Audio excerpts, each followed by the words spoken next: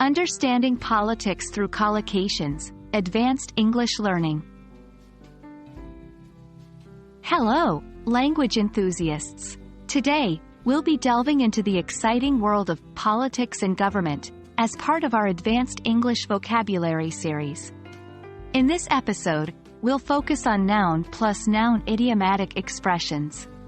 Remember, understanding and using these collocations can greatly enrich your English communication skills, particularly in discussions about politics and government.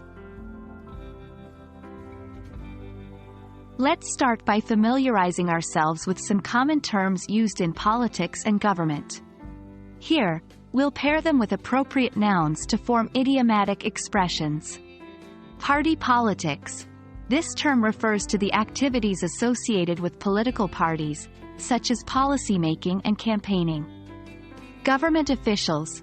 These are people who hold positions of authority in the government. Election campaign. This phrase refers to the activities carried out by a candidate or party to win an election. Civil rights. This term refers to the rights that every citizen should have according to the law. These are just a few examples. There are many more such terms in the realm of politics and government. Now that we've learned some collocations, let's see how we can use them in sentences. 1. The influence of party politics often determines a country's foreign policy. 2. Government officials are expected to serve the public honestly and efficiently.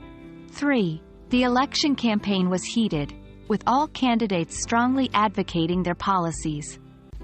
4. The movement for civil rights brought about significant changes in society.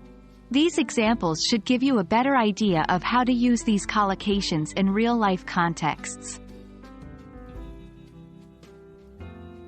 Now, it's your turn to practice. Try to make sentences using these noun plus noun collocations. Feel free to share them in the comments section. Your active participation will not only help you learn but also create a vibrant community of English learners. That's all for today's session on noun plus noun idiomatic expressions in the context of politics and government.